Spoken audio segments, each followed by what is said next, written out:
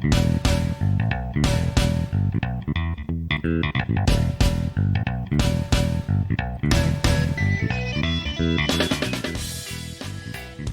everybody, the trumpets are blaring and the drum rolls are rolling because we are here on The Goods, a film podcast. And what month is it, Dan? Circus Month!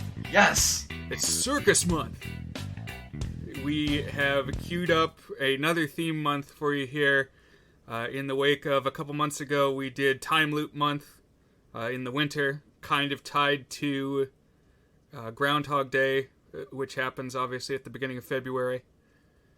I wanted to maintain the balance of power between myself and Dan, so I knew at some point I had to assign a theme month to sort of rein in his picks for a few weeks. It's a good excuse to maybe pick some things that we may not have otherwise thought of. It gets us on one train of thought for a little while.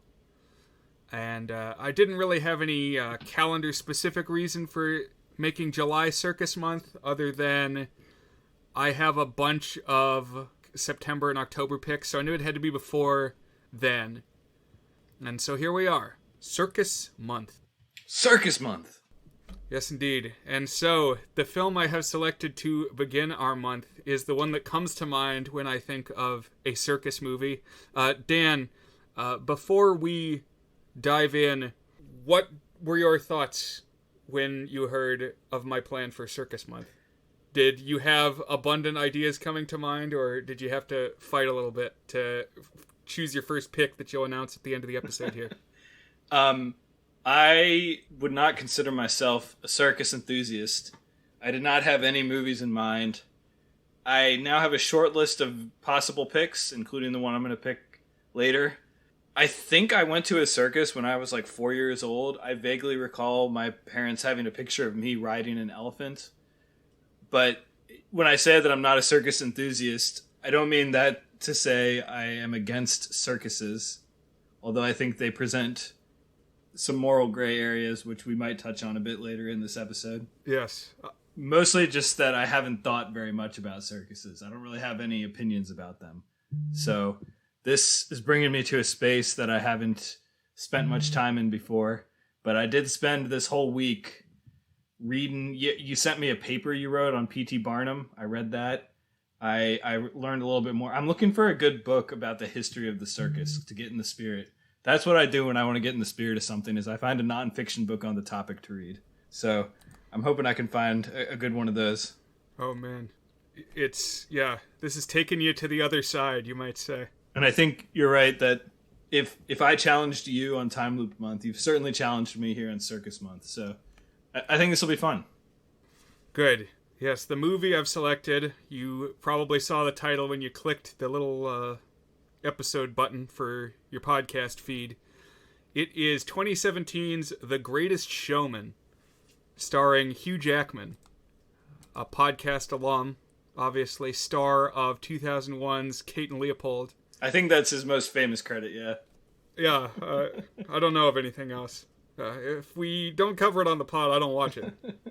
And he's joined by another familiar face, Zac Efron, in a prominent supporting role, star of the High School Musical franchise. I have a lot of residual goodwill towards Zac Efron, so I was happy to see him pop up here.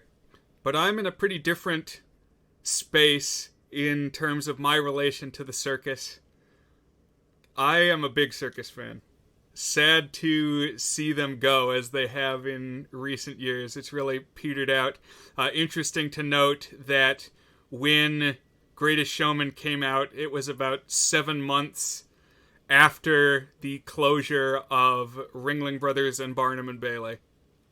After, it was a conglomeration of several circuses over the decades, but after, 150 years of continuous operation since the time of this movie is set, basically.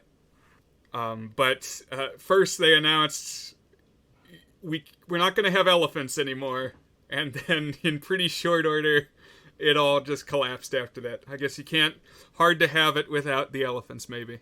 I guess if that's why you're going, it's like, no elephants, why even bother? Maybe is the train of thought there. But I'll say that my family did go and see the show shortly before the elephants were retired. So, and we had been several times in the past. And you might ask, why assign a circus month? And if I were Dan, I would probably write out an eloquent paragraph to explain this. It's just an entertainment experience that you don't get other places. Just, there are so many images and sounds and smells associated with the circus that are maybe now lost to time. I wonder now, are kids going to run away and join nothing? It was a good trope to run away and join the circus. I don't know what the equivalent would be now. Now, are the only clowns going to be creepy clowns? I don't know. Clowns never bothered me as a child. They are grotesque, but grotesque features can create both comedy and horror. Yeah, I feel like the pendulum swung too far against clowns in the past decade. It's like, now whenever you talk about clowns, that's the only thing anyone will say. Oh, they're so creepy, man. You know, like it. Oh, what's up with their makeup? I mean, there is some creepy about them, but I'm with you. There's some nuance to the clown, the conceptual clown. I'm not saying I would want to be hanging out with a clown every day, but I'm with you that we. But maybe every other day. They shouldn't be singularly a horror icon, I guess. But I've got, in the scrolling desktop background on my computer of pictures of me and my family. One of them, it's me and my brother and a clown. And I think it might have been the 2017 visit. It's not too old of a picture. So I'm here as I don't know if you say a circus advocate, a circus archivist. But as Dan mentioned, I majored in American Studies in college, which is basically history and culture in a mishmash. And the closest thing I wrote to a thesis was this about 20-page paper that I wrote called Barnum and the American Museum, the Showman's Role in Creating American Popular Culture. This was a research paper. I wrote a lot of those as a humanities major, but I think of this as the culminating one. I thought it was really good. It was quite readable, and I learned a lot. And I really liked your central thesis here, which is that P.T. Barnum is underappreciated for shaping what pop culture is when we say the phrase pop culture and kind of think about it and the role of spectacle in that. And he was kind of a catalyst for that being a central force that captivated the nation. Because as you pointed out, although yours was more about museums than carnivals, you pointed out that one of his museums over, I think it was 25 years, took in more customers than there were people living in the United States, which I thought was just bananas. It really was a phenomenon. Right. And so the paper talks a bit about things like how Barnum used the newspapers and how he would advertise that way, and how you really need a mass media to create a sense of national culture. And the focus also was on the American Museum, which was a museum that Barnum operated in Manhattan. And for people who are not super familiar with the Barnum story, they might be surprised to come to the movie The Greatest Showman and find that most of it does not take place at what we would think of as a circus.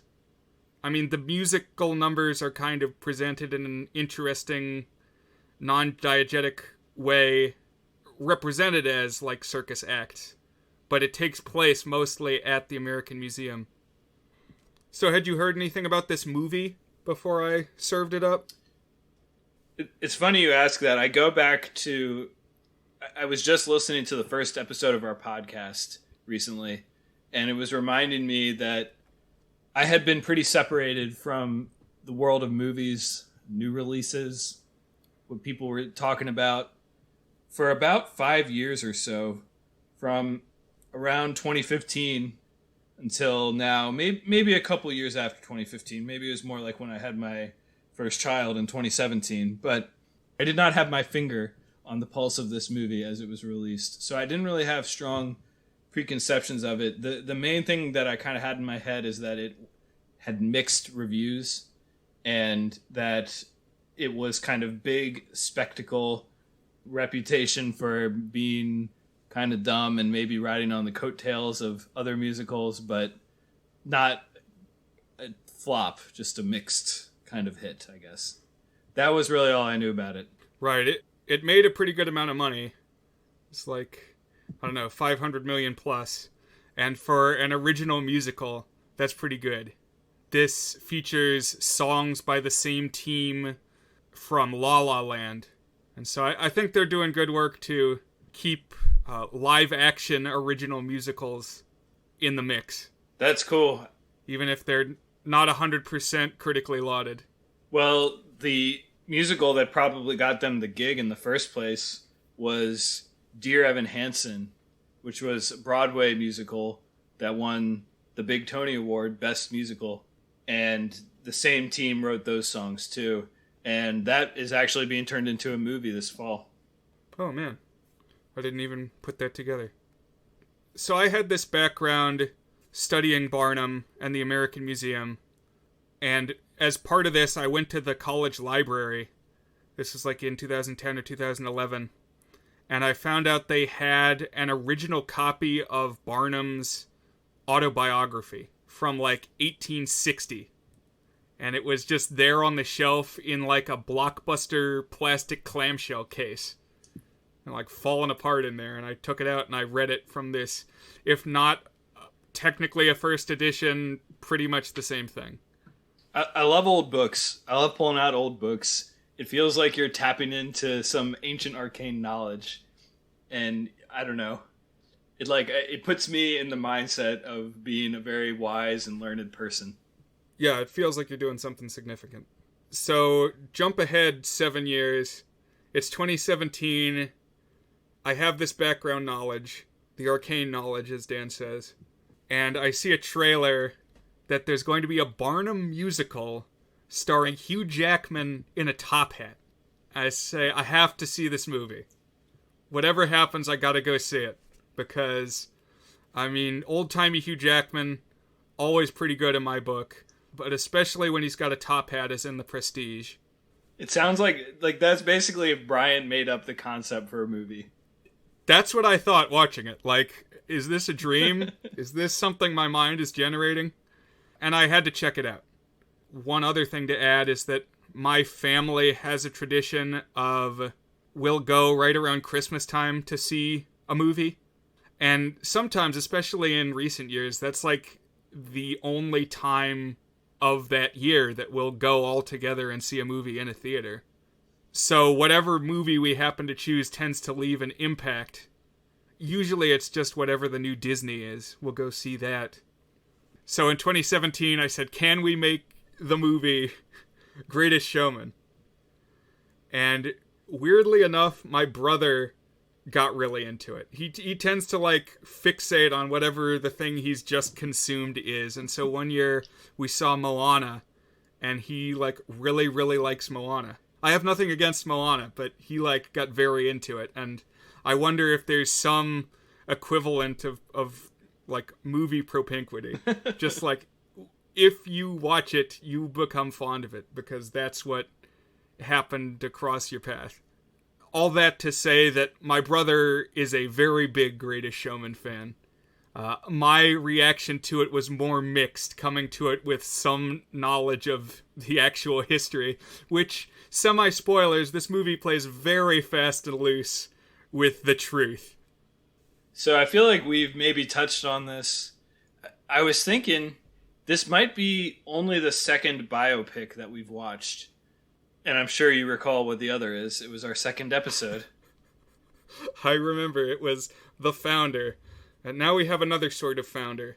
Indeed. And as we went into The Founder, you were a self-professed pretty big fan. And I was a little bit colder on it. And I made some suggested rewrites. And I think I gave it a 3 out of 8.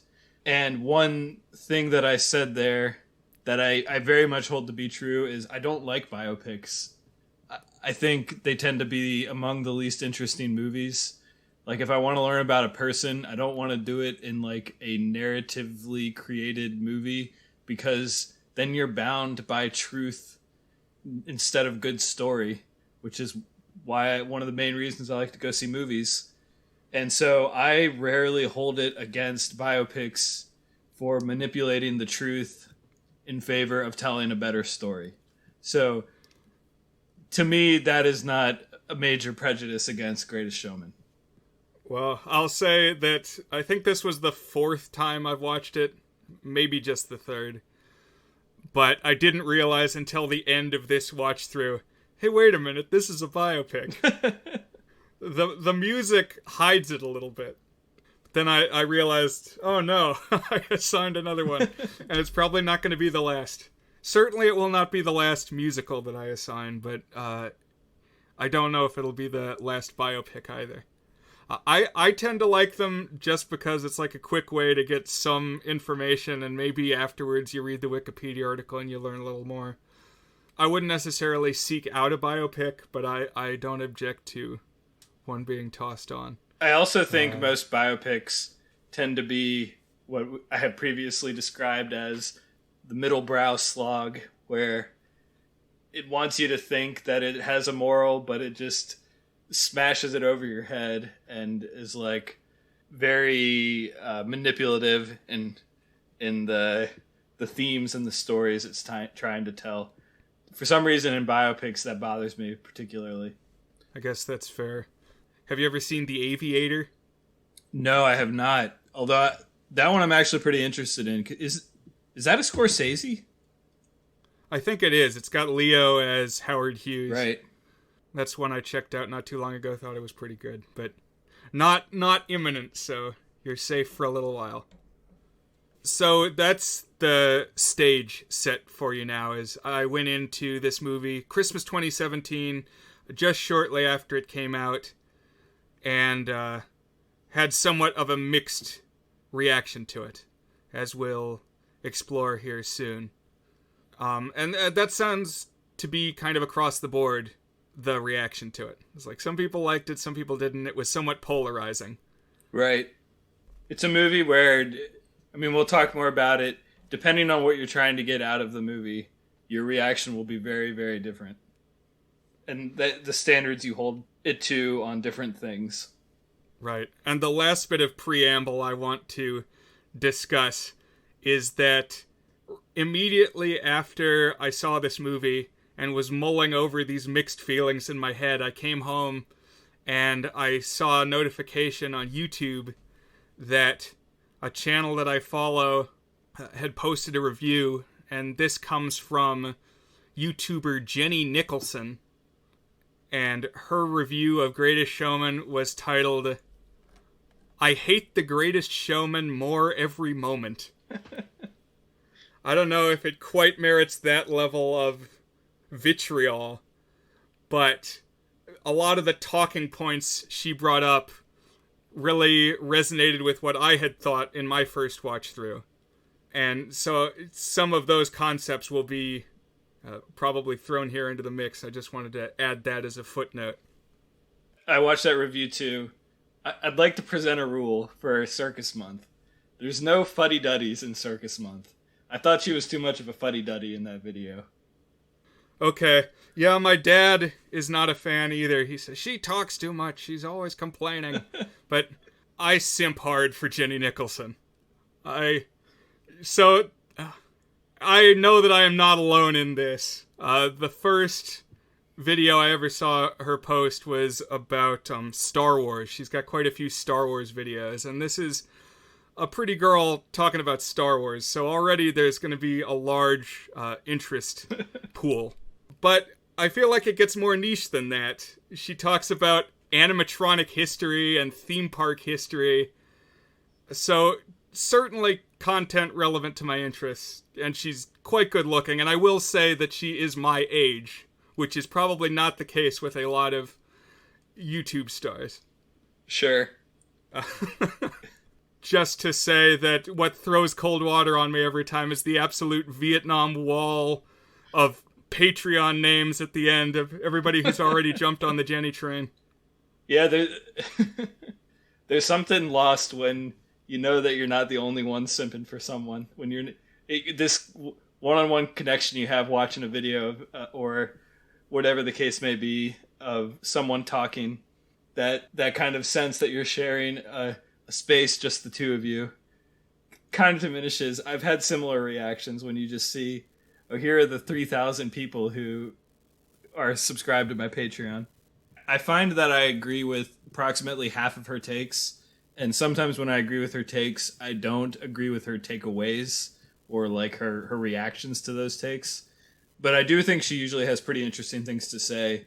The one thing that I always really appreciated that she talked about is she is pretty down on Rogue One and thought that at least episode 7 and episode 8 were better than Rogue One, which was a train that I was also very much on as well. I thought Rogue One got way too much hype, and so I was on board for future Jenny Nicholson videos when I saw that she was medium on Rogue One. She's genuinely very funny and insightful, and picks good topics to talk about. So hit that subscriber bell. I think we probably just made a stronger pitch for Jenny Nicholson than we've ever made for our own podcast feed. Well, you guys are already here, so you found us somehow. But now at long last, let's raise the curtain and talk about some of the things that happen in 2017's The Greatest Showman. This is a biopic of P.T. Barnum, the circus impresario who did a lot of his showmanship beginning in the 1840s. Obviously, it all gets kind of contracted here. As biopics are wont to do, everything kind of gets compressed in terms of time.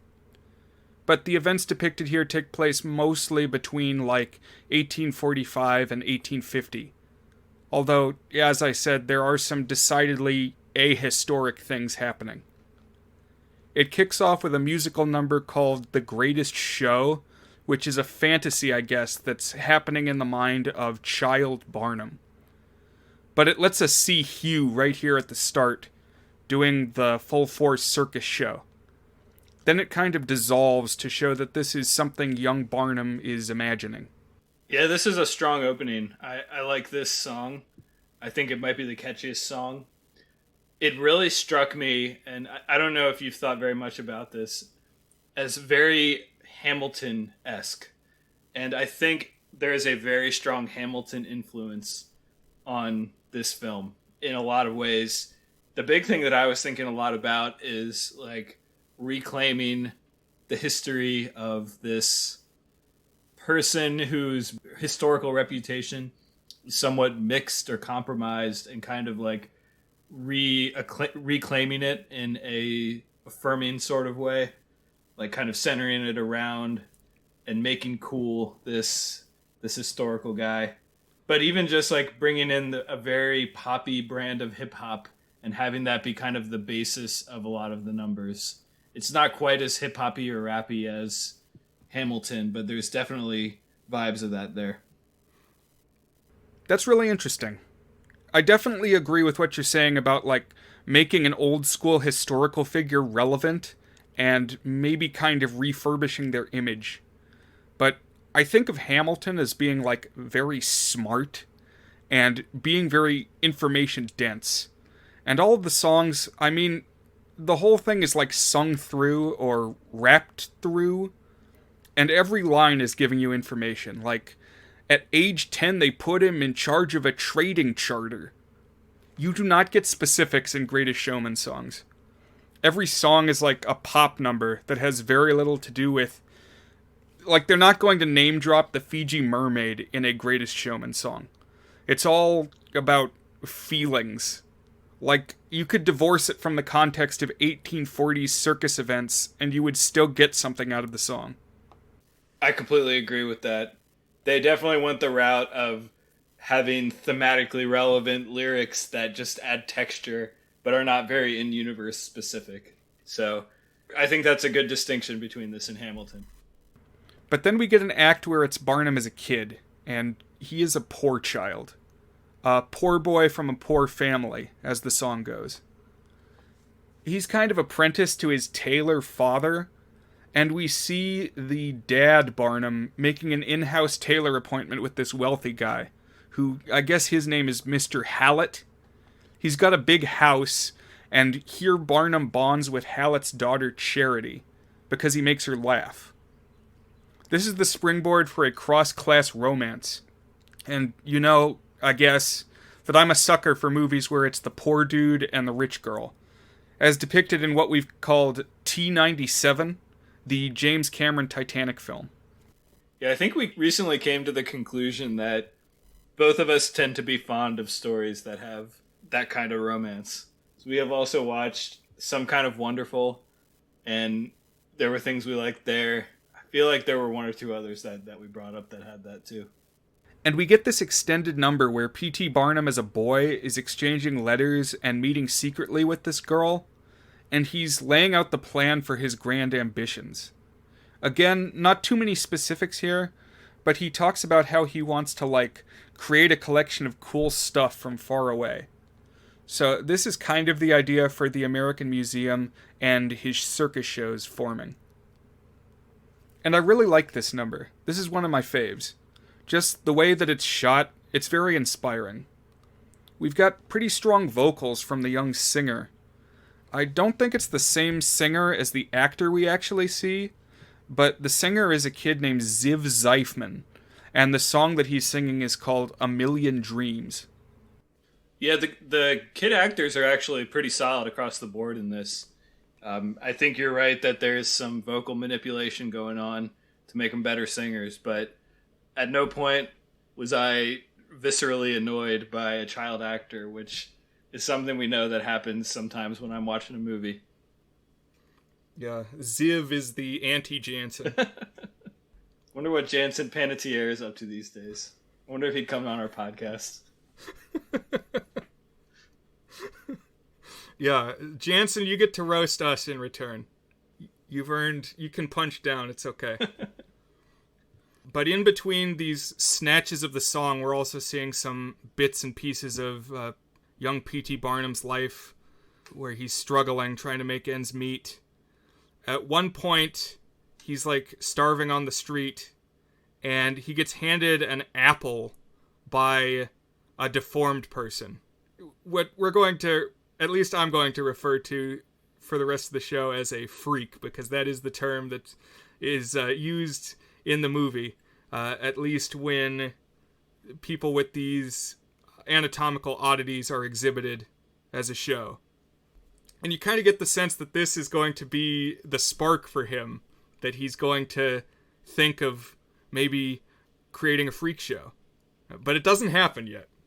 There's a lot of loose associations here. I agree, it's odd that he meets this deformed person, and that really has no direct bearing on him creating his freak show down the line. But I do think it works in the sense of planting the seed that there is dignity in these people and they can create something great and do great things. If you're going to enjoy this movie, then you have to be okay with that sort of loose association in a script that can occasionally be very troubled and crowded with ideas and things happening that don't always cohere in exactly the way you expect them to. Sure. But Barnum and Charity correspond throughout the years, and they do end up getting married. And by the end of this montage barrage, they have a daughter on the way. And then they've got 2 daughters. And then, the song just keeps coming back. It doesn't really end when you think it's going to end. Jenny Nicholson said, "I wondered if this was just going to be the rest of the movie." That was a good line.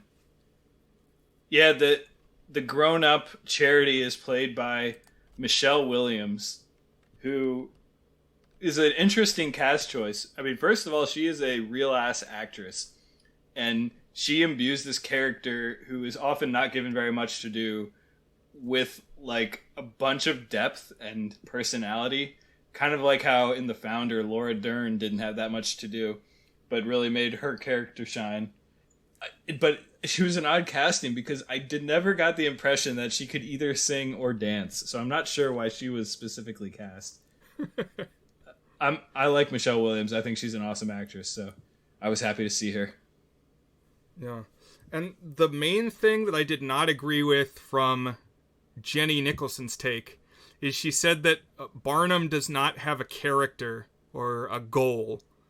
Whereas I think this opening number does a really good job of setting up what Barnum's goal is, which is to climb socially. He's this poor kid, and he wants to be able to stand alongside the rich people and genuinely measure up. I also disagreed with that take. I actually think this movie almost has trouble of keeping track of all of the goals that P.T. Barnum has. That definitely is probably the main driving one, though. Like, this class disparity and the kind of associated identity crisis that comes with it, that's definitely something that drives him from start to finish in this film. Right, and he presents it in the song as like he is going to want to provide a good life for his wife, but really it's like, you know, that's point B that he wants to get to, but he's going to just want to keep climbing, whether or not she wants to keep climbing. After this, we finally got adult Barnum, Hugh, and he is sitting in this sea of desks, as we've seen in, like, The Apartment. He's got a soul-crushing office job working for a shipping company. He looks out the office window, and there is a less than subtle cemetery out there. So you're kind of putting together the pieces in his head that, oh, I could be stuck in this job forever, and this is not the life that I'm looking for. But then the boss walks in, and he says that everybody's fired because the shipping company's fleet of ships has just been destroyed by a typhoon. So they don't have any more work to do anymore. So I guess just out of the wastebasket, P.T. Barnum picks out the now valueless deeds for all the sunken ships. And he winds up using them as collateral to get a loan for his next business venture, which is going to be the American Museum. I want to pause for a second and look more at this scene that you described. There's also one other element of this scene, which is that as the boss is basically announcing their bankruptcy, Barnum is attempting to pitch, I guess, using like gliders and proto-airplanes to be a part of their business.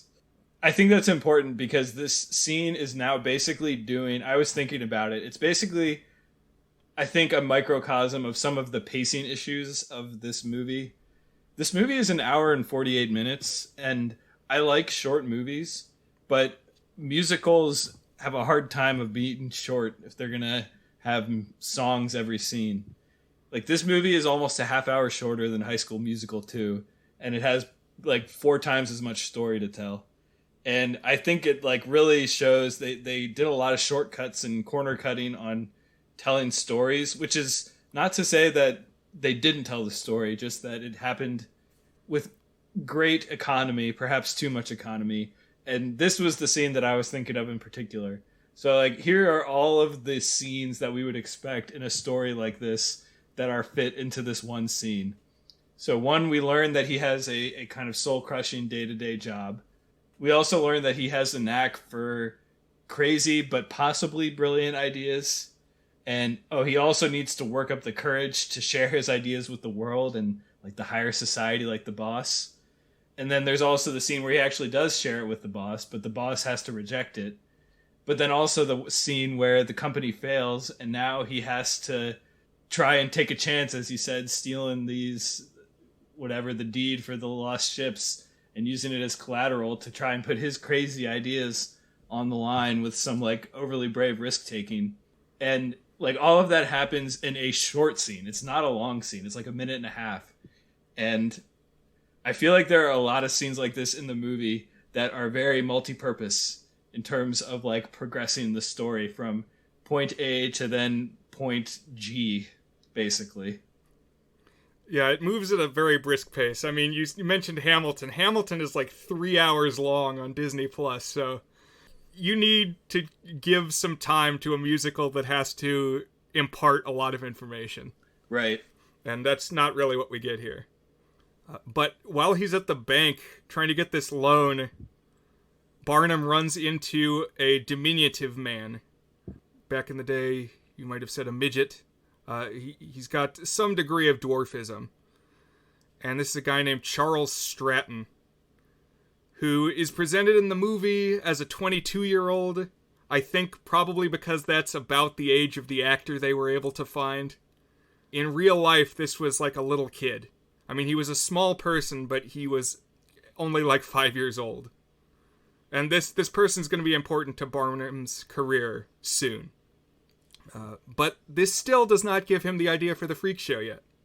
Barnum buys the American Museum, which I'll link to my paper in the multimedia section here, because it does a pretty good job of setting up the history of the American Museum and what it is and what kinds of things are there. But at this point, it's mostly like a lot of taxidermy. I mean, you've been to a museum, a natural history museum, and that's kind of what this is to begin with. Also, while we're talking common plot elements of movies we've talked about on the podcast, now we have a dad suddenly making a large purchase without consulting his family. That's a known pet peeve of mine, yeah. This time it bothered me a little bit less because it was kind of the central theme of the story here is this guy is going to be taking big risks to move up. But yeah, he just kind of walks home and he's like, I'm not employed and also I own a museum now. Anyway, this ship thing, this hoax of using the deeds of the sunken ships, this didn't happen. That's going to be common. If we listed every single thing, we'd be here all night. But he's got the museum now. It's full of, like, ostriches and all kinds of dead things, which his daughters point out. Daddy, your museum has too many dead things, and that's why it's not drawing crowds. And at the start, he is struggling to sell many tickets. So mulling over this advice from his daughters, this is when he finally hits on the idea that he's going to recruit some freaks for his show.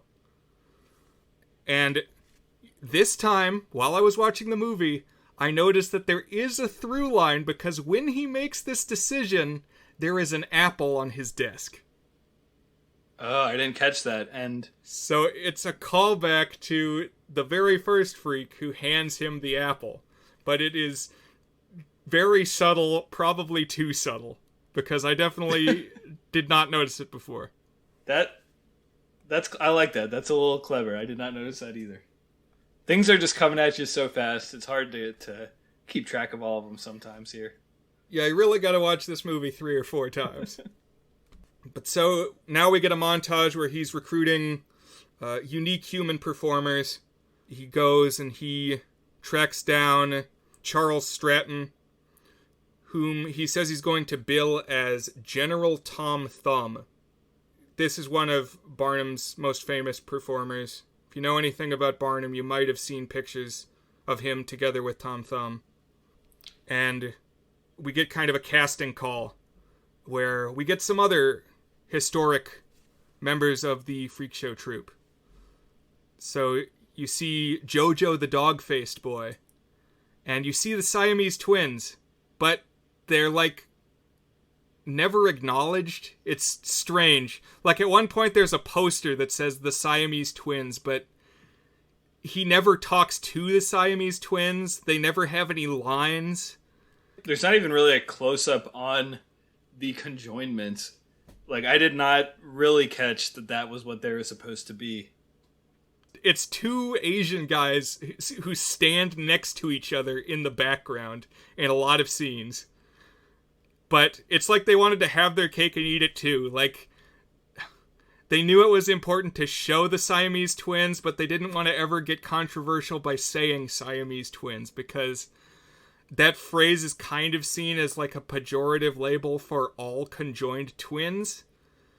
But it's not wrong. These twins were from Siam.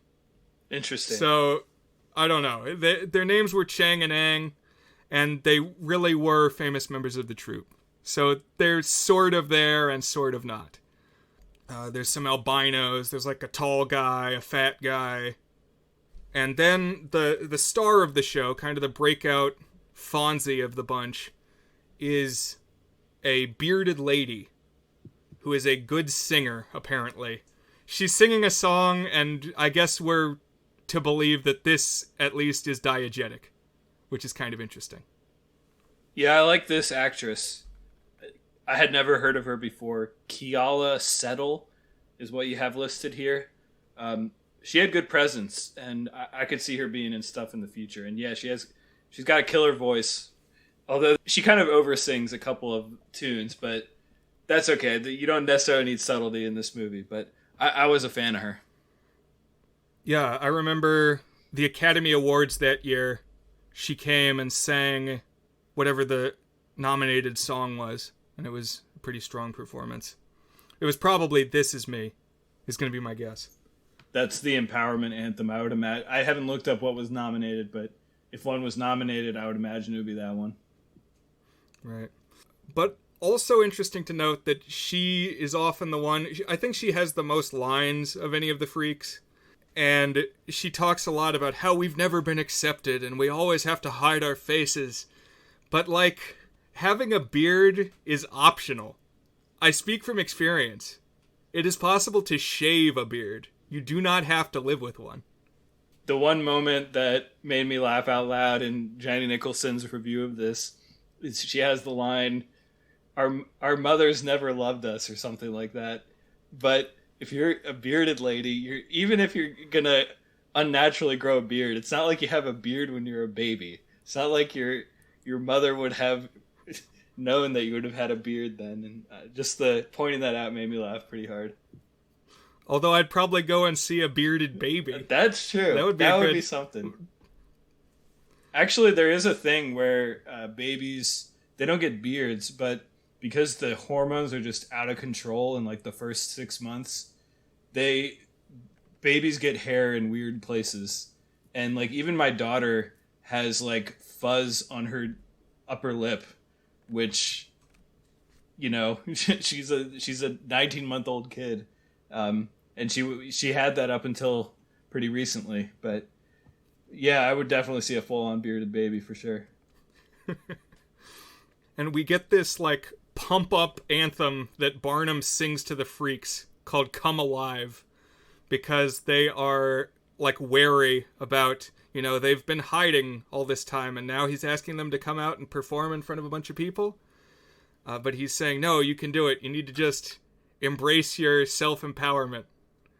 Something that he does while he's kind of recruiting the freaks and putting on their first performance, because this is another one where things are just happening a mile a minute.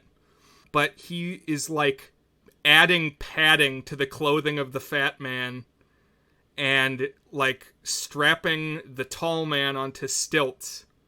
And this is kind of the one representation we get in the film of Barnum's humbug, which is like his most famous trait, that he would present hoaxes as being factual.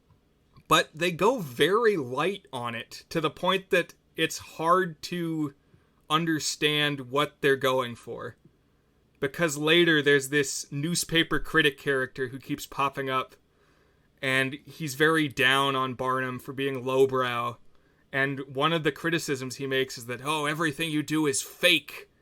But really, we don't see much of anything that's fake other than this one beat in this one song. Because the bearded lady has a real beard. Right. You know, there's like a three-legged dude, and that's not shown to be fake. Yeah, I did think there was going to be more of this than there actually ended up being. Like, I thought a theme was going to be, like, some blend of authenticity versus fakeness. And that would be contrasted with kind of, like, the high class where people put on airs. And there would be some kind of dissection of the similarities and differences of that. There is, like, one scene later on that there's an opera performance at the same time that the freak show is performing. And the way that different people are reacting, but just kind of putting those side by side kind of raises the question of like, what does it mean to be real entertainment? What is entertainment that we value and stuff. But this notion specifically of the humbug and the truth, I do feel like the movie lost its thread on that could have been a really interesting thing to see more of and maybe see some consequences of. Definitely. But you're right that highbrow versus lowbrow art is a really important theme of the story. Also, this roller coaster ride of self-respect that the freaks have and confidence is also going to be all over the map as the movie goes along. This was something that Jenny Nicholson comments on that really struck me the first time I watched it, and I think it has not bothered me as much in subsequent views, but I really was scratching my head at how many times the freaks had to be pumped up. Like, they would be down on themselves, and then a triumphant song happens, and now they're proud of themselves and self-empowered, but then they need it again, 20 minutes later. Yeah, that happens 3 times. But I mean, sometimes I need a pep talk to start the day. One of the things the critic writes about Barnum's show, he calls it a circus in kind of a critical way. It's chaos. But Barnum seizes on that phrase. And one thing that was actually kind of historical is Barnum pays to reprint the bad review in a bunch of additional newspapers because no publicity is bad publicity, and he just wants everybody talking about the American Museum. I like that. And so that was really the sort of thing that Barnum would actually do. Real IRL Barnum. I feel like once a decade or so, there's some blockbuster movie that does a similar thing. They'll print posters with bad review quotes about how grotesque this is, with the idea being that you're going to draw in the people who are just curious at what is so appalling about this thing. Even so, though, we do see that being marked as a kind of nouveau riche upstart and a lowbrow entertainer starts to bother Barnum. And he gets to a point where he is wanting to make inroads with some of these stuffed shirt rich people. For instance, he's got a daughter who wants to be a ballet dancer, but then once she actually meets rich girl ballet dancers, she doesn't like it as much because they're mean girls. And they look down on her. They say that she smells like peanuts and stuff. But Barnum really balks at this and, kind of as a reflection on himself, tells the daughter that she can't quit ballet. It's like, no, you belong there as much as anybody, and you need to stick with it. And that felt, ultimately this is a very minor plot point in the story, but it felt kind of Citizen Kane-y to me. There's a bit in Citizen Kane where his wife or his mistress entertains the idea of being an opera singer, but then she's really bad at it, and he can't accept that. And so he pays to completely rent out a theater just for her, because if she's going to be associated with him, she's going to be the best, even if she isn't really. I actually kind of liked this daughter who does ballet subplot. It definitely is pretty slight, but it's one of the things here that I actually think works kind of subtly in this movie as a sort of totem or reflection of what Barnum is kind of thinking about his own show and kind of his own moral compass as it relates to how he views his show. For example, later when he's kind of starting to stray from his family, he misses the show, and here he's ambitious, crazy hungry about the daughter doing ballet. I don't know, I kind of liked it as just a recurring thing to kind of check in on where Barnum was with his family at this point. Also, I noticed that Barnum has 2 daughters, in this movie at least. And you have 2 daughters. That's true. I don't know if that had any resonance at all. It's not something that gets a lot of focus, but... No, I'm a sucker for anything where there's 2 daughters, for sure.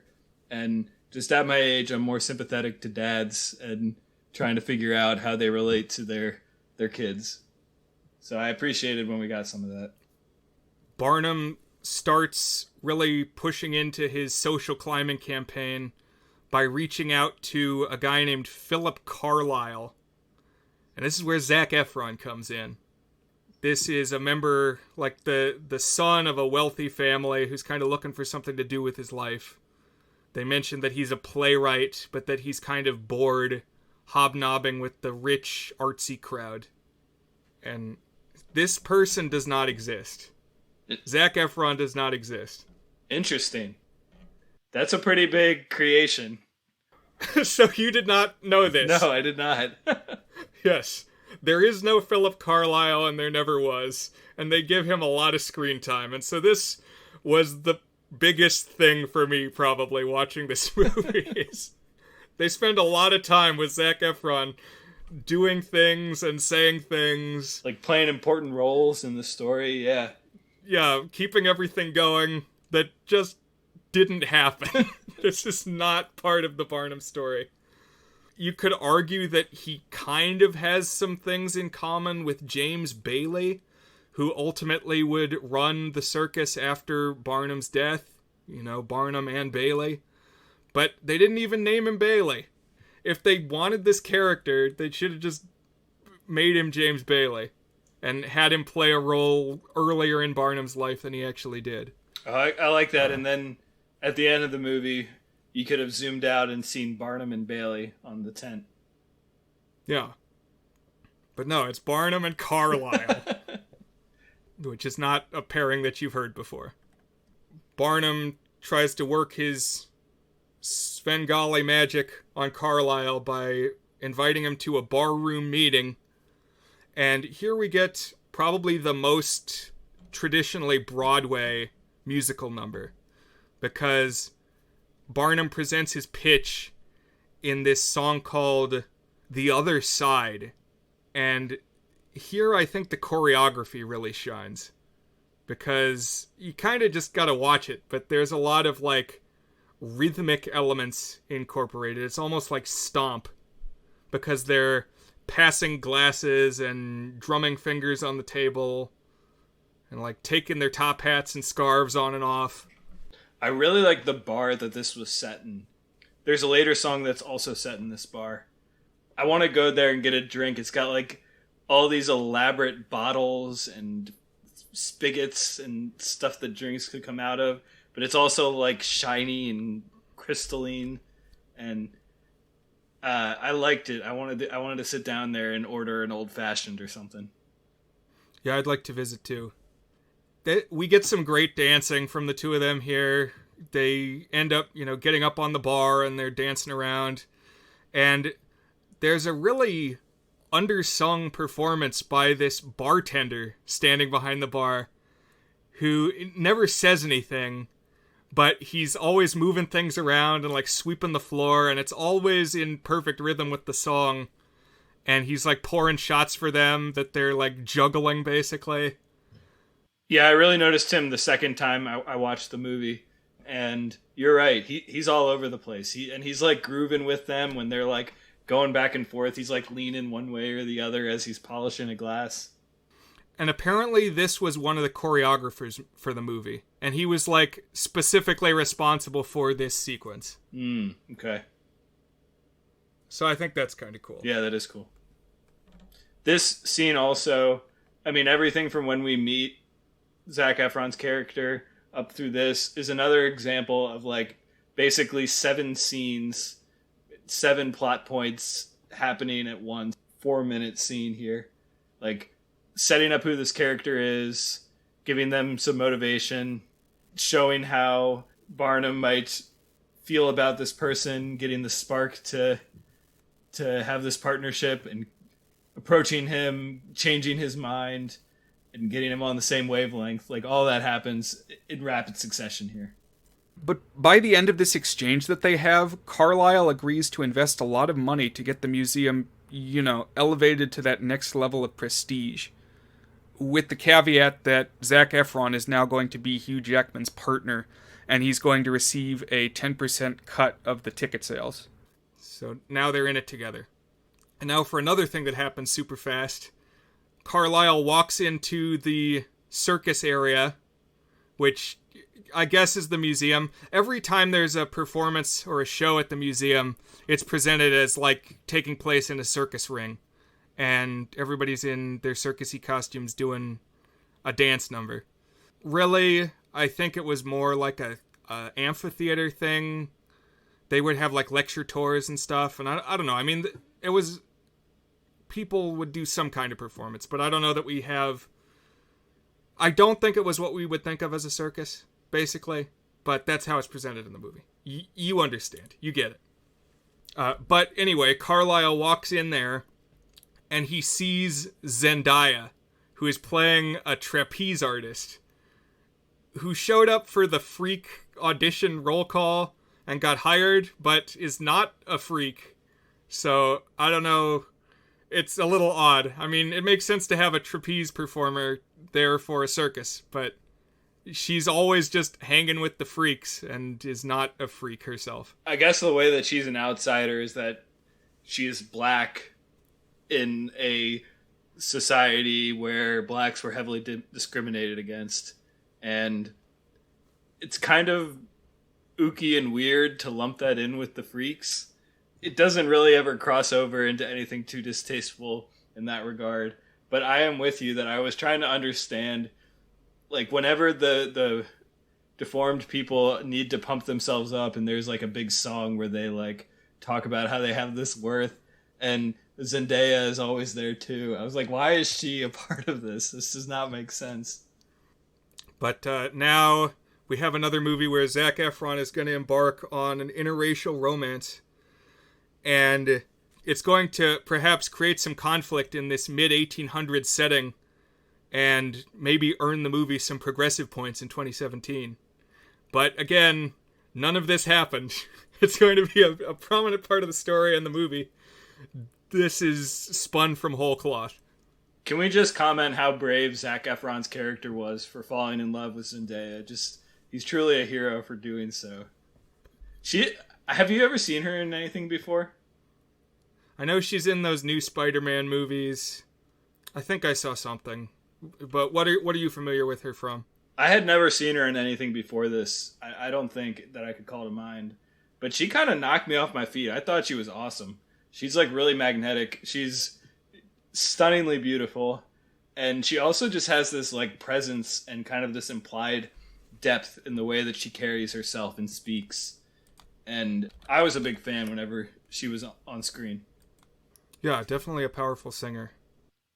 She doesn't talk all that much. She has probably like 4 lines total, but she does have a whole song and then segments of other songs. So she definitely is a big part of the movie. Carlisle arranges for Barnum and the troupe to travel to Europe, and he tells them that they're going to appear before Queen Victoria in the British court. And this actually happened. Carlisle was not involved, though. He was not alive because he's not a person. You're caught up on this detail. I mean, I guess it's not a detail. I guess it's like a central thing. But as in the movie, Queen Victoria is kind of charmed by the tactless Americans, especially Tom Thumb, who is very brusque and disregards decorum. He calls her toots or something. I'll get back to this. I have a few notes on how I would rewrite this movie, but another place that Barnum took Tom Thumb was to meet President Lincoln at the White House. And I was really hoping we were going to get to see singing, dancing Abraham Lincoln, and it didn't happen. Doing a tap dance or something. Maybe Daniel Day-Lewis could have reprised his role. Exactly. But while they're doing this European tour, and it kind of seems like it's at the exact same party, Jenny Lind walks in. So, sorry if this is confusing when we're talking about a Jenny Nicholson review, and then there's a prominent character in the movie also named Jenny. But Jenny Lind was a Swedish opera singer, and she did these tours across Europe that were really high profile in the 1840s. and Barnum reaches out to her, makes her a generous financial offer to come tour America. So this is something that was talked about in like the autobiography and different books about Barnum, because this is going to be kind of his attempt at going legitimate. He's going to become like a real deal theater impresario by booking this Jenny Lind tour. This Jenny Lind character and the arc with her is the only thing in this movie that was a misfire from start to finish, from my perspective. I really didn't like anything about this character in terms of the story or the casting. Just very odd and kind of stalls out the story. It does kind of poke at some of the themes of the movie, but not in a very compelling way, in my opinion. Yeah, I'm with you. There's so many weird things about this Jenny Lind arc. For one, I mean, she's supposed to be this great singer, and the actress who plays her is Rebecca Ferguson, but that's not who sings her. She lip syncs her song, which is actually sung by Lauren Allred. I also thought this song was maybe the worst song in the movie. Like, I really didn't like it. Never be enough. It got really annoying. It went on for like 3 minutes too. I was kind of tired of it. So, yeah, I don't know. I have complex thoughts on this. I think it's really important, her song, in terms of what's happening not on the stage. Jenny Nicholson also commented on this just really killing the momentum of the movie and being boring, and it's just a static shot of her on the stage singing, but there's stuff going on around her. Like, we see Zendaya and Zac Efron kind of touch hands and they're holding hands, but then his disapproving parents look over and he pulls away from her. And there's just different things happening. And I think the best thing about it is we've heard Barnum say a couple times that he hired Jenny Lind sight unseen, or sound unheard, I guess. He jokes a couple times that he's never heard her perform. And, oh boy, I hope she can actually sing. And then she does start singing, and it captivates the audience. And it's all these rich people who are now won over. And you see this glowing look on Hugh Jackman's face. Like, holy shit, I did it. And that is why this is an important moment to me, and why I like this scene in the movie, even if the scene is just another poppy number unrelated to specifics of the scene and setting, and there's no words about the circus. There's nothing about it's the 1850s. It's also interesting because what I think you're about to say is that Jenny Lind was famous for being an opera singer, and this is obviously not an opera song. Yeah, it's very much not opera at all. Being hyped up as this opera singer, that was like an unintentional laugh for me when she started singing, and it not only was it not opera, but it bore no resemblance to opera. It was just like a radio ballad, you know? I agree. I like your points there, though. I like the idea of this scene. The song itself just didn't connect for me. Sure. Now, round about this time, we also are seeing Barnum being swept away by his ambition. Now, as far as he's concerned, he's made it among the upper crust. And so at this Jenny Lind show, he's forced his freaks who are watching to wait in the wings. They have to, like, they don't get seats. They got to stand in the back away from everybody. And he doesn't invite them to the after party. But now the bearded lady sings the ultimate pump-up song, This Is Me, where the freaks kind of assert their value to themselves and all storm into the party. Pretty good song. I would recommend it. I'd say across the board the songs are good, in my opinion, and the choreography is really strong, and the editing that goes along with it. Yeah, I agree overall. The choreography is good. The songs, I read a couple of reviews, and I think people who like musicals, like in general, didn't like the music here because it's very much like here is a song that could be played on the radio and now it's sung here. And it's like very heavily produced. There's not at all any ambition towards diegesis or like convincing you that these people are like singing it in real time.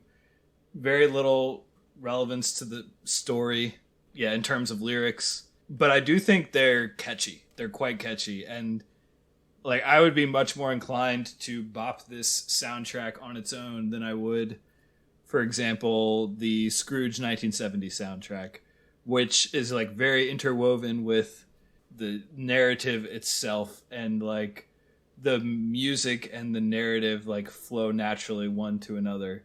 So I can see why, if that's the kind of musical you're looking for, that this would be very off-putting. But I was enjoying what I was listening to and the dancing that I was seeing for sure. Yeah, where does it rank up against the 5,000 Fingers of Dr. T soundtrack? I think this one is more consistent for sure. There were some numbers I really liked in 5,000 Fingers, but in terms of something I would stream on Spotify, this one ranks higher. Okay, yeah, I think I would say the same. Really, the only number in Greatest Showman that is woven in with what's happening is the barroom number, the other side, as I said. But I want to talk a little bit more about Jenny Lind, because the first time I saw this movie, I was just from moment to moment trying to process all the blitz of things that were happening from moment to moment and kind of comparing it to what I knew about the Barnum story. And, you know, I had expectations in my head of, oh, when is X event going to show up? And then it would happen. I'm like, oh, I'd be thinking about how they interpreted that. And then it would be on to the next thing. So it was hard for me to pick up on, like, subtleties and nuances and things. And so something that my mom said and that Jenny Nicholson said was, as soon as Jenny Lind walks in, you know that Barnum's going to cheat on his wife. I was oblivious to that the first time I watched it. I wanted to know, Dan, were your alarm bells going off, as I think Jenny N says? Oh God, 5 alarm. I would have bet my life savings that he was going to cheat. I mean, maybe not quite that much, but like that is very much hinted at. It's like everything from the way that his gaze follows her, and he's kind of swept off his feet, and this is right around the time that he's drifting away from his wife, and his wife is glancing disapprovingly at her and disapprovingly at the way that he's looking at her. This is in any story like this where the main guy who has just about made it starts indulging and starts doing things that go away from his roots, and like absolutely everything was pointing towards that happening. My only hesitation, and I think this might be why the story didn't do it, other than just trying to keep Barnum likable, is that there's just not enough time to like actually have an affair and the fallout from it. It has to be swept under the rug because we have about 100 minutes and we have about 75 plot threads to get through. There's just no time, Jenny. I'm only one man. I do have a brief rant. Can I rant for a moment? Oh, please. Yes. So, jumping ahead a few scenes, I'm going to spoil it now. He does not end up cheating with her in the sense that we use the phrase cheating. But I kind of feel like American culture has a sort of messed up relationship, or like weird relationship, with the notion of fidelity. Like marital and romantic fidelity. There's no nuance to it. It's kind of rooted in like the puritanical fear of sex that, you know, dating back to the Pilgrims. I kind of feel like there's like a either you didn't cheat, and if you didn't cheat, you can do basically anything up until sex, and then the instant that you cross that line, then the relationship is completely unsalvageable, and that is like a broken and irreparable thing. And I kind of feel like in general stories, I don't know, don't treat the notion of fidelity with the nuance that there is. I mean, I know that there's going to be some of that simplifying things like that in stories like this, but it always bothers me. Like when I saw Jenny Nicholson talking about, oh, he was obviously going to cheat on her, but then he didn't. But like he kind of did, in that he ran away from his family and like devoted his attention and his affection towards this woman in like a way that was not transparent with his romantic partner. And like, sure, he didn't share a bed with her, but like, I kind of feel like the take that because he didn't do that he didn't quote unquote cheat is an incomplete picture. And I feel like it's, I don't know. I just kind of wanted, that's like a take I have in life, is that people don't treat the notion of fidelity with proper nuance, I guess. Yeah. I'm very inexperienced with regards to those matters, but I see where you're coming from. And what I will say is, certainly on rewatches, I see the evidence for people's alarm bells to be going off. Especially in the way Barnum's wife is reacting. There's a line in Titanic where, I know I just am always constantly referencing Titanic, but Rose says that her mother looked at Jack like an insect, a dangerous insect who must be crushed quickly. And so that's the look that Charity Barnum is giving Jenny Lind. Definitely. I feel like anytime you have a relationship like this, there's that exact look in The Wolf of Wall Street, which I was watching this clip recently because Kristen Milioti plays the first wife in Wolf of Wall Street. But Kristen Milioti gives that exact look to Margot Robbie when Leo first meets Margot Robbie in Wolf of Wall Street. It's a known look for sure. Right. But I never, the first time and never since, do I get the impression that Barnum is into Jenny Lind in that way. I think he sees her solely as a commodity, and that she is going to be a feather in his cap that's finally going to prove that he is a real impresario and has to be acknowledged by the muckety mucks. When he comes up to her, he says, "People come to my show for the pleasure of being hoodwinked. Just once, I want to give them something real." And like, that sounds kind of altruistic and noble, but really it's like selfish. He wants to be real alongside the rich people. There's a line in The Sneetches where the plain-bellied Sneetches are waiting for the day when they can stick it to the Starbellies and say, "Now we can come to your Frankfurter parties." And I think about that all the time. It's like, when will I have achieved the milestone that I can finally walk up and say, "Now I can come to your Frankfurter parties"? And that is what Barnum is ready to do here. Minus the homoerotic innuendo, Brian, you're always welcome to my Frankfurter parties. Thank you, Dan. But I do think there's, not to harp on it too much, I think what you're saying about how he views Jenny Lind is very astute, and I agree with that. And I think that's just emotionally intertwined with how he sees Lind and is kind of attracted to her in the sense that she represents that commodity, but also she's like a beautiful woman. Sure. And those things get kind of mashed together. There's no reason they need to be mutually exclusive, I guess. Right. Before we escape the Jenny Lind rabbit hole. We're going to have a Frankfurter party in Jenny Lind's rabbit hole. That's a good one.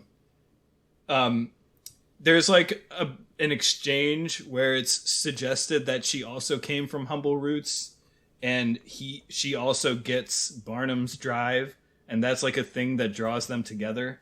It's very brief, and I kind of feel like the movie couldn't quite figure out the exact purpose of the character and like how Barnum was supposed to relate to her. It all kind of happens in a whirlwind. Doesn't really make that much sense. And I just think the actress doesn't really convey much of anything.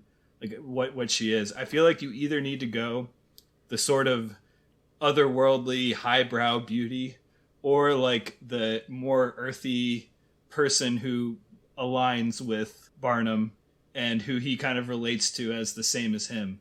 And so I have my proposed recastings for whichever route you want to take on your rewrite.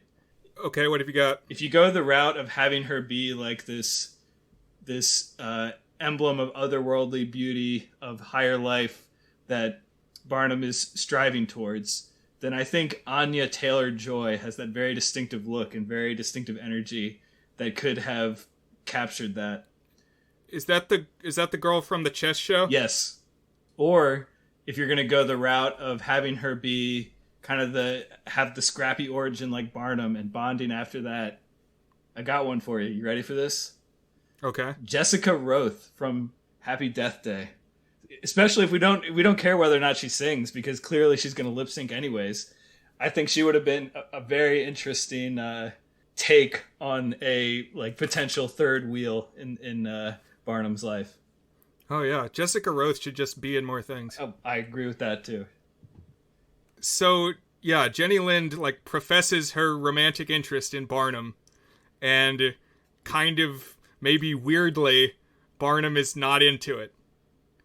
And maybe it is just because we have so many other things that need to happen before the movie is over. But he's like, what? No, I'm just in this to make money, I guess.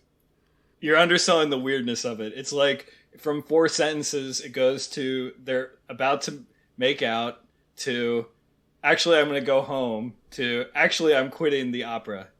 It like happens very weirdly.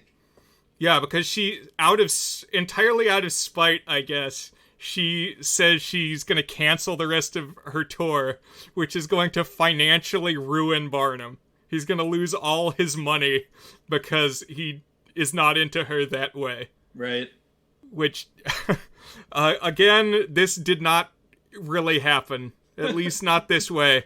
The tour did come to an early end, but according to all the sources that I've read, they did not have a romantic relationship, or at least it was not the source of the tour being called off. I think Jenny Nicholson's explanation was that Jenny Lind was very philanthropic and like wanted a lot of her sales to go to charity, and that wasn't really how Barnum ran things, as you might guess. And so he was really trying to shill and make every possible penny, and that rubbed her the wrong way, I guess. But before she storms off, Jenny Lind makes sure to kiss Barnum in front of a group of reporters and photographers. But then, when this is reported on back in America, they don't use a photograph. It's like a woodcut drawing on the front page of the paper. Very bizarre. Just a whole bizarre 20 or 30 minutes of the movie here that's transpired. But meanwhile, back on the home front, things haven't been going too well either. Obviously, you've got Barnum's wife kind of pacing around, wondering what's going to become of her and the family. And back at the museum/circus, you've got Zac Efron pacing around, wondering what's going to happen, because Barnum's not there to run the show.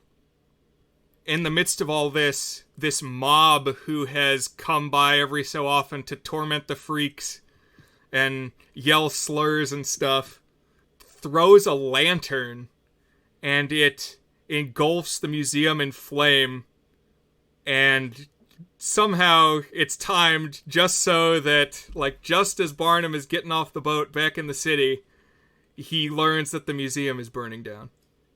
It's another scene where we get 7 or 8 plot points over the course of a single 90-second scene, because that's also when he learns that he's bankrupt, and also that his photo with Jenny Lind appeared in the newspaper, and also his wife is maybe moving away from him, but certainly going back to her parents' house with the kids because they can't afford the house anymore, and it just kind of happens in a whiplash here.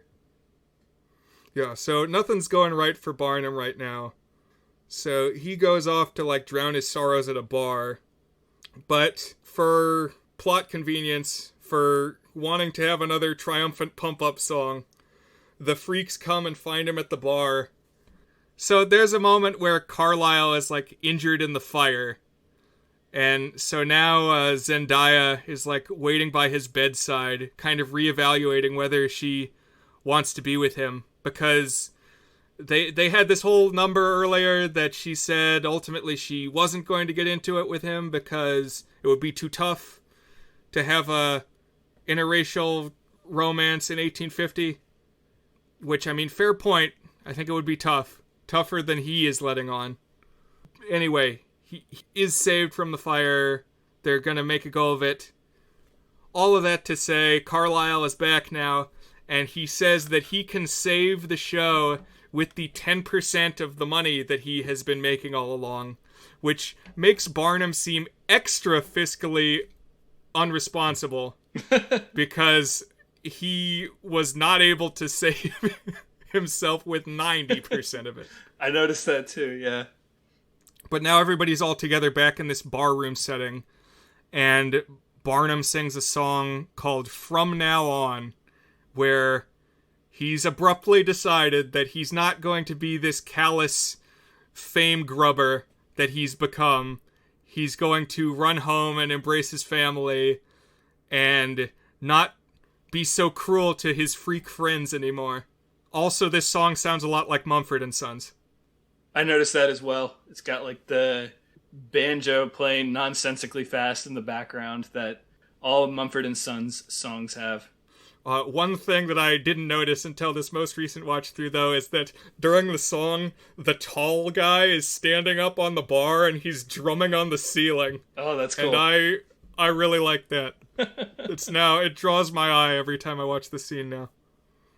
So Barnum kind of runs home and patches things up with his family, saying he's going to be there for them now.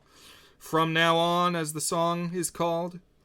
And we get one final bit where Barnum and Carlisle are discussing what direction the show is going to take now. You know, they get some exchanges. Oh, Manhattan real estate is so expensive, we could never have another permanent location. And then Barnum says, no, we'll just rent a place in the fairgrounds, and we can do it all in a tent. And so now finally, in like the last 3 minutes of the movie, we finally see the Barnum circus tent that I'm sure plenty of people went in expecting they were going to see in this movie. You know, they were thinking, oh, this is going to be a circus movie because it's about the Barnum Circus, when really it's 90% about the Barnum Museum, which is how he made his name as a showman. I will say, to your point earlier, I didn't really think about the absence of the tent circus because the main museum setting basically serves as that. So for me, I didn't really think about it all that much until we did see it. I was like, oh yeah, I guess we haven't had a tent this whole time, huh? So that's basically the movie. While they're singing this reprise of The Greatest Show, the number that came at the very start of the movie, we get some action-y shots of like the different circus characters passing objects from one to the other. It was kind of like the cardistry scene in Now You See Me Too. And the camera's zooming around, seeing all the different people performing. And right at the high drama mark, the bearded lady reaches out like jazz fingers to Hugh Jackman and she says, "This is where you want to be." But he has like a moment of reflection when he realizes, no, this isn't where he wants to be. And so he's going to run off and live out the rest of his days, I guess, off his royalty residuals with his family. And he passes the top hat to non-existent Zac Efron and says, "Run out there, kid. It's your circus now." And that's the end. Well, sorry, that's not quite the end, because then we see him briefly again at his daughter's ballet, arm in arm with his wife. And I'm a sucker for this kind of ending where you get the quiet happily ever after with the kids and the wife. So I was glad that was how it ended for him. Oh, true. It is nice. But the daughter is playing the tree in the ballet. So I was struggling a little bit this time with how I should read that. I guess the moral is you don't have to be the star. Right, you just have to be there. Be happy wherever you are. Yes. Just be there for the people who love you. I like that, yeah. And that's The Greatest Showman. So we're getting close now to the time when we will say whether the movie is good. I wanted to chat a little bit about things that stuck out to us that we liked and some that maybe we didn't so much. I'm going to go on the record and say I think this movie has really strong choreography. I think they did a good job there. And by and large, as I said, I like the songs. Sure, they could be divorced from this setting and essentially still give the viewers the same experience, the listeners, but they're catchy. I'm with you on those, and I really like the cast. The cast is just super duper charming. Like, basically everyone is fun to watch and fun to be with. I think we spent a disproportionate time talking about the one that didn't work for me, which was the Jenny Lynn character. But, like, Zac Efron's fun. We didn't really talk much about it, but Hugh Jackman is all over the place doing Hugh Jackman-y things, and it's just a delight. He's just fun. He's smiling, he's dancing, he's charming, he's a winner. You've converted me into being a Hugh fanboy, at least a little bit, and I really liked him here. Zendaya is great. I really liked the woman who played the bearded lady. Just a really strong cast overall that I think goes a long way bringing a lot of life to this movie. Yeah, you're right. So I'm going to talk a little bit about this. From now on, my commentary is going to just kind of shift into things I didn't like. Definitely Hugh Jackman is charming, and I think I will always like Hugh Jackman. But he, to me, is not Barnum. I think when you're making a biopic of an ugly person, you can cast an actor who's not super good looking. They do exist. Maybe they would not have the same box office draw, but I think when you're doing a biopic, try to find somebody who looks like the person. And so often they don't do that. They go for some big name actor. Like Tom Hanks playing Walt Disney. It's like, you could find somebody who looks and sounds a little more like Walt Disney. It doesn't have to be Tom Hanks. But when I bring that up to my brother, he says, well, look up pictures of Charity Barnum, and she didn't look like Michelle Williams either. So, I don't know what I'm trying to say. Yeah, I mean, this goes back to the problem with biopics, to me, in general, is like, if I'm caring too much about the narrative of this person, and the fidelity, and the historical accuracy of this person, like, how much should I weigh that? And again, for me, basically a non-factor that he doesn't look like him. But I can see, as someone who spent a lot of his time researching and becoming familiar with and becoming a fan of Barnum, I can see why you would feel that way.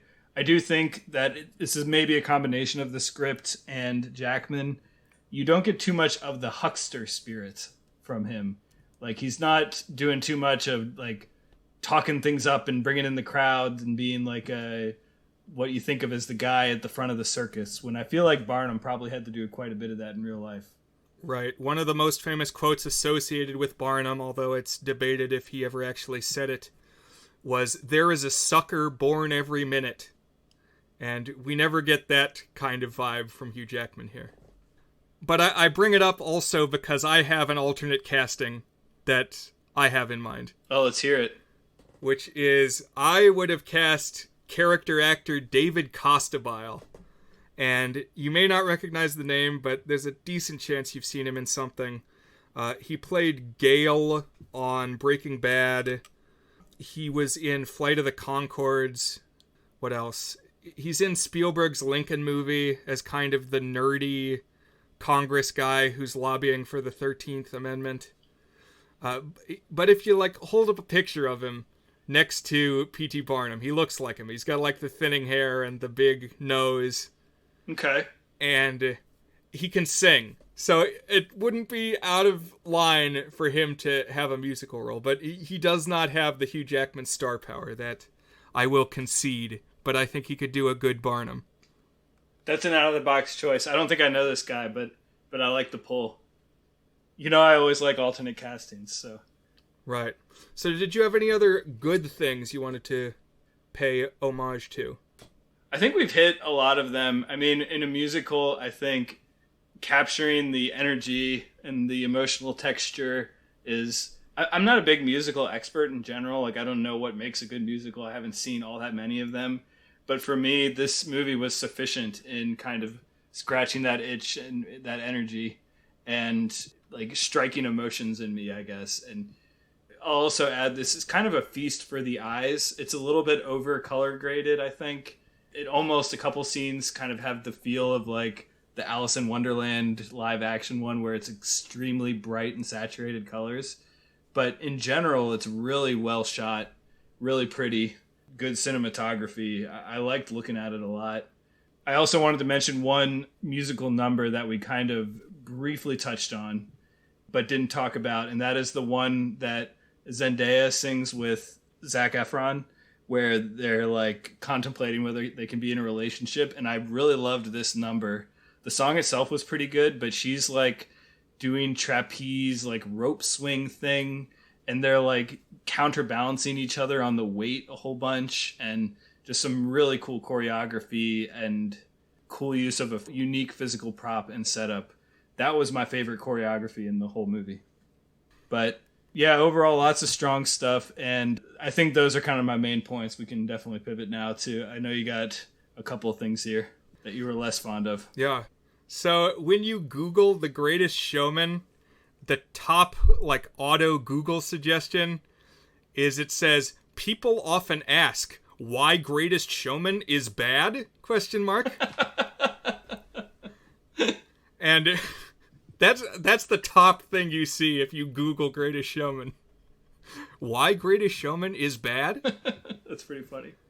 And really, this movie could not have pleased everyone. I think everybody could find something wrong with it. Like, if you're a historical purist, this plays very fast and loose with the truth.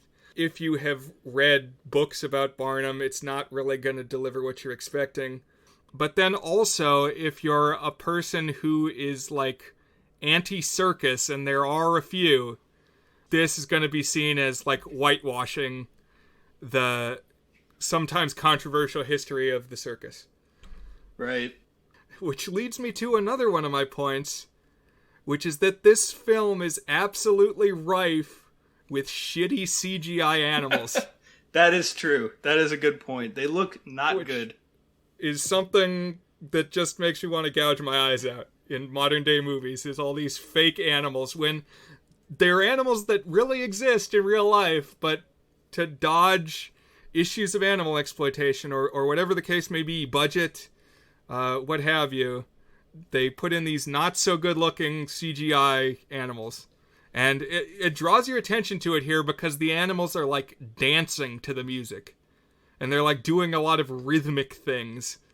Right. Very fake looking. Yeah. Not a fan. But then there's other times when there's real horses. And in one of the scenes, the real horses are painted like zebras.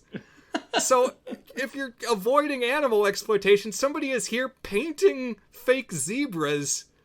So I don't know. Very bothersome. Huh. Just two other things that I wanted to bring up before I'm ready to give a verdict. One criticism, I think, of Barnum is that his enterprise was, like, racist. And I would say that may not entirely be fair. It's complex. One thing that is definitely not mentioned in this movie is that one of his first acts that he exhibited was a slave woman that he literally owned, and he advertised her as like the 160-year-old woman, and really she wasn't that old. And this was when he was pretty young.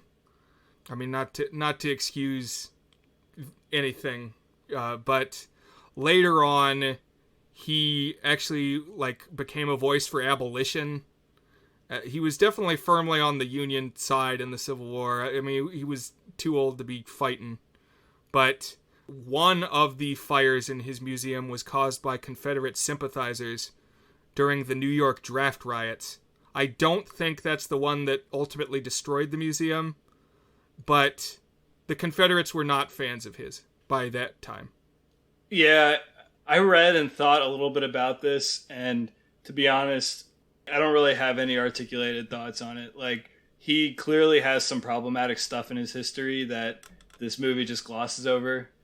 On the other hand, I feel like he's a historical figure, and I'm not worshiping him. Right. I'm enjoying a story about him. I don't feel evil enjoying a story about a person who had a checkered past, and I certainly encourage people to learn the nuances of. It's not just the thing about it where he like had the slave or whatever was going on with that and kind of showcased her, but also like everything with the animals and even like the element of the quote unquote freak show. And you know, it seems like he kind of had good relationships with them, so he probably wasn't like abusing them, but he also certainly like traded financially in the exploitation of them, or at least the dehumanizing of them. And I think there is a lot to unpack there, and I don't think we're going to unpack it in the next 10 minutes.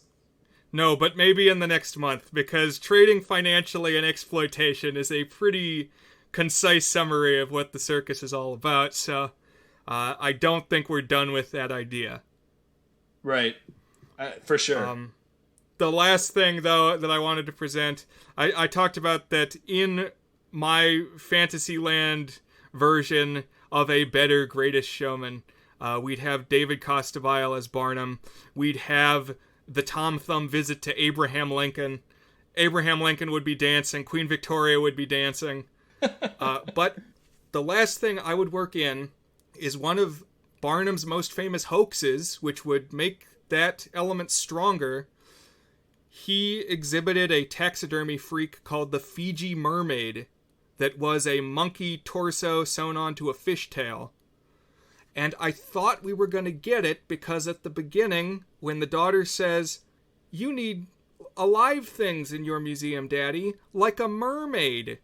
But then we didn't get the Fiji Mermaid. There was no Fiji Mermaid song, and I was disappointed. So, Fiji Mermaid, Abraham Lincoln, David Costabile, those are my script notes. There you go. What about you, Dan? Anything else? Maybe a not so good thing? Or just any other observations you wanted to throw out there before we cap this episode off with a judgment? I've weaved in mine. The pacing is the real backbreaker in this one, and just how overstuffed it is. You trim down like 6 of the subplots and maybe 3 of the characters, and certainly like 3 or 4 of the themes that it barely touches on before hopping to the next one. Give us maybe 15 more minutes in length, and I feel like the movie overall would have been a lot more satisfying, especially the second half of the film. I felt like it lost its footing a little bit, and moments that I really wanted to land didn't land. Like when he hands over the hat to Zac Efron, that for me didn't have a big emotional payoff, and I feel like if we had just spent maybe a couple more scenes exploring that relationship and building some tension there, that could have been a really wow moment. I think there's a lot of things like that. That's kind of the overarching one. I also have talked plenty about how I think the Jenny Lind character and segment deadens the movie a lot. That is kind of my other big one. Yeah, Zac Efron was a stumbling block for me. Again, just another very likable dude. Fun to see him sing and dance, but he's not real. He's a figment. I couldn't tell how much he was actually good as opposed to I just have affection for Zac Efron. So I can grant you that one. Okay, so Dan, as our guest, is The Greatest Showman indeed great, or at least good? I really struggled on this one because on the one hand, it does a lot of things that I typically roast a movie for. Its script is, as just discussed, all over the place. Really could have used some editing. It's a biopic, which amplifies the problems for me. It is pretty incoherent for a movie that's trying to be coherent from time to time. Like the way that the plot goes all over the place, and you're not exactly sure what a person is thinking or feeling at a moment for major segments. And I do think it goes a little bit downhill in the second half, in terms of the story and how engaged I was. That said, I actually kind of just glossed over a lot of those things because of the things that are good. If you're going to be bad in some of those technical things, at least bring joy with the cast and music and dancing, and just make me be smiling at what I'm watching, and I will forgive much. I wanted to give this a 6. I really did, because it just made me smile. But then I thought about, I didn't give any of the High School Musicals a 6. I think I actually am even fonder of those. I couldn't in good conscience give it a 6 with all of the complaints that I had.